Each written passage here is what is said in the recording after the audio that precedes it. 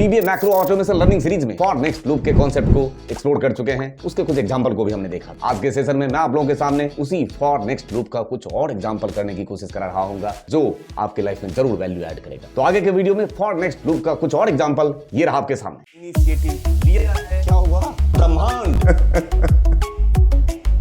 तो VBA for next loop के कुछ और एग्जांपल को करा दिया जाए, जिससे आपका जो फाउंडेशन वाला पार्ट है उसको स्ट्रॉन्ग करने की कोशिश कर रहा हूं। उसी सीक्वेंस में आपके सामने कुछ बहुत छोटे छोटे एग्जांपल कराने की कोशिश कर रहा हूं, उसको समझाने की कोशिश कर रहा हूं, जिससे कि आपको धीरे धीरे प्रोग्रामिंग वाला पार्ट जो है उसमें इंटरेस्ट बिल्डअप होना शुरू हो जाए। यहाँ पे सब रूटीन क्रिएट करते हुए मैंने ले लिया सब रूटीन फॉर लूप। ले लिया साहब। एक मैं यहाँ वेरिएबल ले लेता हूं dim I एज इंटीजर, और अब चलाते हैं लूप। देख लीजिए, for I equal to 1 to 10। Suppose I की वैल्यू 1 से स्टार्ट करेंगे और कहां तक लेके जाना है? 10 तक लेके जाना। फॉर चलाया तो of course next of I भी मेंशन करना होगा, है ना। लूप अगर आप स्टार्ट करते हैं तो उसको एंड भी करते हैं। फॉर चला दिया, नेक्स्ट ऑफ I, और इसके बीच में सेट ऑफ इंस्ट्रक्शंस जो भी लिखेंगे वो उतने बार लूप को बार बार क्या करेगा? रिपीट कर रहा होगा, क्योंकि आपने I की वैल्यू 1 से लेके 10 तक ली है। और अब यहाँ पे देखिए उसको मैं किस तरीके से रिप्रेजेंट करने की कोशिश कर रहा हूं। मैंने कहा रेंज ऑफ A, ये कॉलम का नाम हो गया, डबल कोट से बंद। यहां लगा दीजिए ampersand I, A and I dot value equal to.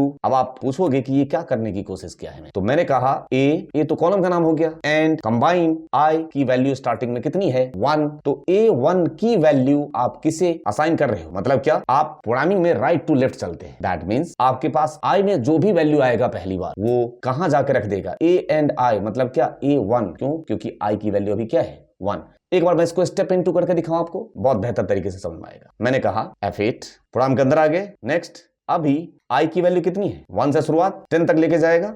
F8 A and I में क्या है? 1। तो A and I dot value, मतलब A1 की वैल्यू क्या करेगा पहली बार में? 1। तो F8 प्रेस करिए, वो रहा आपका 1। उसके बाद loop next of I, that means क्या? I की वैल्यू अब क्या हो जाएगा? 2। F8 I की वैल्यू क्या हो चुका है? 2। तो ये जो 2 है वो किसे जाके स्टोर कर देगा? A and I। तो A2 में जाके वो 2 डालेगा। देख लीजिए कितना सिंपल तरीका है।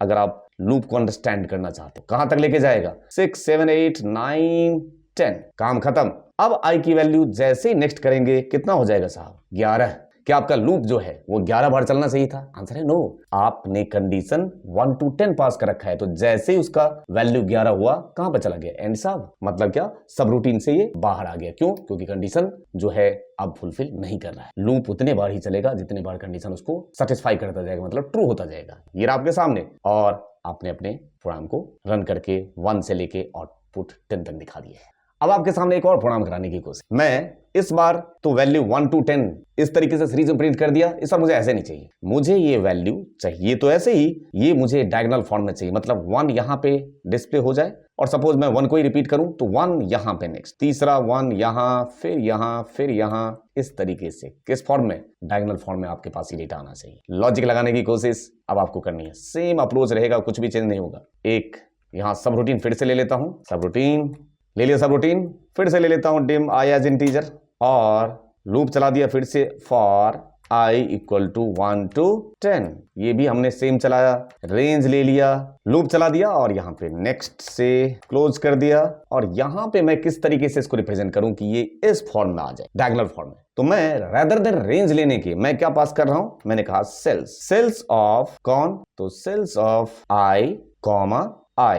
अब I कॉमा I क्यों लिया? तो I जो पहला है ये है रो के लिए, और दूसरा I है कॉलम के लिए। तो cells of I comma I dot value equal to, suppose मैंने कह दिया 1। अब एक बार चेक करते हैं, तो पहले रन करा के देखते हैं कि क्या काम कर रहा है या नहीं। परफेक्ट। अब आपको ये भी जानना जरूरी है कि ये कैसे काम कर रहा है। Let me check. आपने क्या कहा? F8, लूप चलाया 1 से 10 तक, ये तो सिंपल काम है। सेल्स ऑफ I, तो अभी I की वैल्यू कितनी है साहब? अभी क्या है? 1। मतलब ये रो भी 1 है और कॉलम भी 1 है। तो पहला रो और पहला कॉलम कौन सा कहलाएगा? A1। A1 की वैल्यू क्या असाइन कर दूं? 1। तो 1 उठाएगा और A1 में जाकर रख देगा। Next of I, F8। अब I की वैल्यू क्या हो गया साहब? यहां देखिए, अब हो गया ये 2, मतलब अब है ये 2,2। रो भी दूसरा और कॉलम भी दूसरा, तो दूसरा रो दूसरा कॉलम कौन है? B2 है सर। वो नेक्स्ट वैल्यू B2 पे मूव, फिर देख लीजिए C3 पे मूव, ऐसे ये डायगोनल फॉर्म में डेटा को लेकर आएगा। देख रहे हैं, मतलब आप डेटा को रिप्रेजेंट अलग अलग वे में करके क्या सीखना चाह रहे हैं, लूपिंग का कॉन्सेप्ट क्लियर करना चाह रहे हैं, जिससे कि आगे आपको ये बहुत काम आएगा। वर्कशीट रेफरेंस, वर्कबुक रेफरेंस कैसे चलाएंगे लूप, है ना। यहां पे मैं अगर रादर देन 1 पास करने के अगर आई ही पास कर दूं तब क्या डिस्प्ले करेगा, ऑफ कोर्स ये तो फिर 1 2 3 4 के फॉर्म में आ जाएगा, है ना। देख रहे हैं इस तरीके से। और अब मैं एक एग्जांपल कराने जा रहा हूं जो कोई फॉर लूप का नेस्टेड फॉर्म आपको देखने को मिलेगा। जैसे आप इफ विद इन इफ क्या पढ़ते थे, नेस्टेड इफ, वैसे ही फॉर के अंदर फॉर, नेस्टेड फॉर की बात कर रहा हूं। कैसे चलेगा लूप वो देखिए एक बार। मैंने कहा सब रूटीन नेस्टेड फॉर का एग्जांपल करा रहा हूं, ठीक है। अब देखिए बहुत ध्यान से, यहां पे लिया मैंने डिम, रो और कॉलम दोनों के लिए चलेगा, row as integer comma column as integer, दो ले लिया सर। अब इसके बाद क्या करेंगे तो बड़ा सिंपल सा मेथड है। इससे पहले लूप एक बार चल रहा था और अब चलेगा 2 बार। For row equal to 1 to 10, एक कहानी खत्म। फिर फॉर चलेगा column equal to 1 to 10। Simple है, आपने एक बार चलाया रो के लिए, दूसरी बार किसके लिए चलाया, कॉलम के लिए। और अब इसको रिप्रेजेंट करना है, मतलब प्रिंट करना है, तो मुझे टेबुलर फॉर्म में डेटा चाहिए। मैंने कहा सेल्स ऑफ रो, रो की वैल्यू कौन है, रो, कॉलम की वैल्यू क्या है, column, cells of row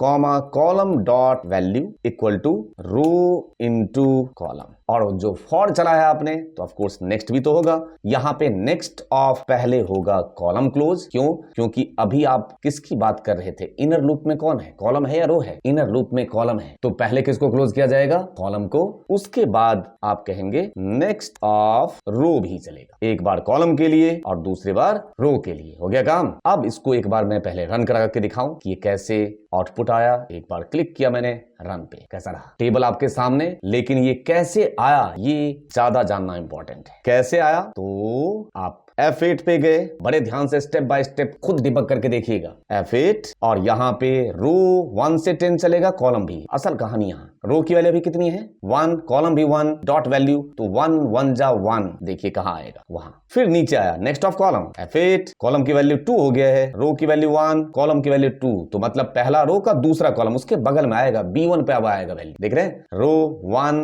into 2, 2 1 जा 2। आपको लग रहा होगा ये वर्टिकली आएगा, नहीं ऐसे आएगा इस फॉर्म में। देखिए F8 1 2 फिर 3, ये कब तक, जब तक इस रो वाली वैल्यू खत्म ना हो जाए 10 बार, उसके बाद चेंज करेगा, तब जाके रो की वैल्यू चेंज करेगा। अभी ये रो आपका दूसरा ही है, देख रहे हैं, अब जाके देखिए चेंज हो गया ना, रो दूसरा स्टार्ट, इस तरीके से चलेगा, फिर से रो चेंज होगा, ये देखिए तीसरा ऐसे प्रिंट कर रहा है। देख रहे हैं, इसका कॉन्सेप्चुअल पार्ट बहुत आराम से खुद से स्टेप इनटू कर करके डिबग करके आपको देखना है कि प्रोग्राम आउटपुट कैसे लेके आ रहा है, बिहाइंड द सीन जो मैंने ये कोड किया है ये कैसे काम कर रहा होगा। उम्मीद करता हूं कि आपको ये लूपिंग का कॉन्सेप्ट धीरे धीरे समझ में आना शुरू हो जाएगा। मैं जानता हूं प्रोग्रामिंग वाला पार्ट थोड़ा सा तो प्रॉब्लम क्रिएट करता है, क्यों, क्योंकि आप एक्सेल से सीधे शिफ्ट हुए हुए VBA पे, मतलब प्रोग्रामिंग स्टार्ट किया है, तो ये प्रोग्रामिंग तो ऐसे भी पीछा छोड़ना है नहीं, क्योंकि आगे चल के पाइथन बहुत सारी चीजें सीखना है। तो आपको अगर इसकी आदत धीरे धीरे लग जाएगी तो आप लाइफ में और बेहतर होते जाएंगे। इसलिए थोड़ा सा भले ही कॉम्प्लेक्स लग रहा हो, आपको लग रहा हो पता नहीं अभी ये क्या करा रहे हैं, इससे क्या फायदा होने वाला है, ये सारे फायदा जैसे जैसे इस कोर्स में आगे बढ़ेंगे आपको दिखता जाएगा। इसलिए घबराने की जरूरत नहीं है, मैं हूं, आप हैं साथ, किस बात कहेगा।